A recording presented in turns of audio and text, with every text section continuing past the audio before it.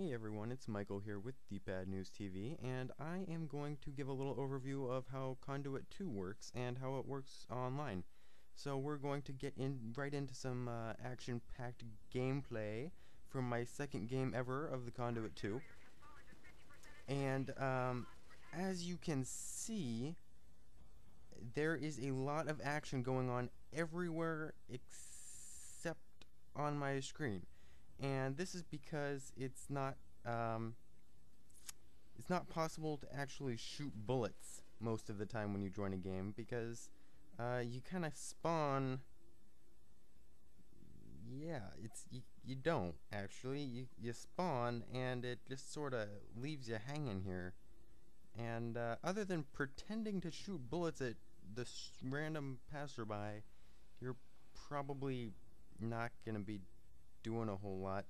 As you can see, I shoot some fake bullets at this guy, but other than that, yeah, not a whole lot. So that's it for the gameplay section. Now we'll move on to the graphics portion of the game, and as you can see, the graphics almost exist. They try to be 3D, but only if you look at it from one direction, so they're 3D in a kind of a 2D sense, if you know what I mean.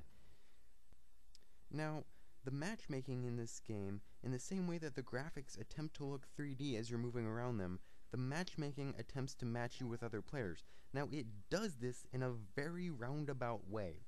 Okay, so first it tries to find players in your area. Okay, so it's trying to find players. Now, once it finds players, you know, they might not actually be in your area and you might have a horrible connection to them, but once it finds them,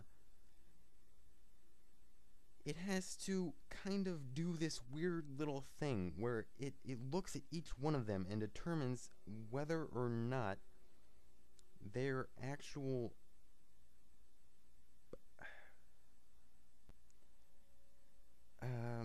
okay, I don't even know what it does, but it does something to each of them to try and make sure that something's going right.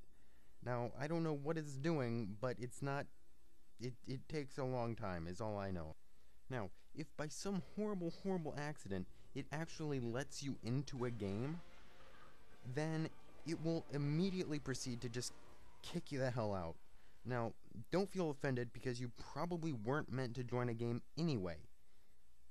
I can tell you this because most of the games I've tried to join haven't actually let me in them. Now, once you join a game, one of several things can happen, the most common of which is people teleporting around as if they were in Portal 2. Now, the only reason I can think of that high voltage software would allow this is because Portal 2 butt-fucked the shit out of Conduit 2. Oh, and remember that spawn glitch that was in the first game? Well, I do too, for some reason.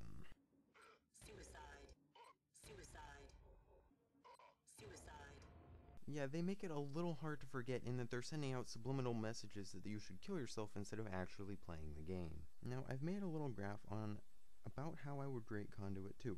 I have how much fun I have playing Conduit 2, and how long I've played the game. Now, how long I've played the game is measured in milliseconds.